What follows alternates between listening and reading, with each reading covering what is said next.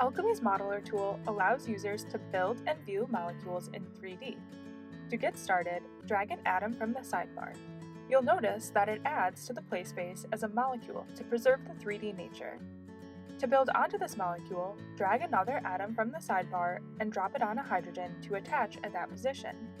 Or click on an existing carbon to select it, then click and drag to add another carbon. With an atom selected, you can click and drag an empty space to rotate the molecule around that atom. Single bonds can be rotated by selecting the bond, then clicking and dragging the side of the bond that you want to move.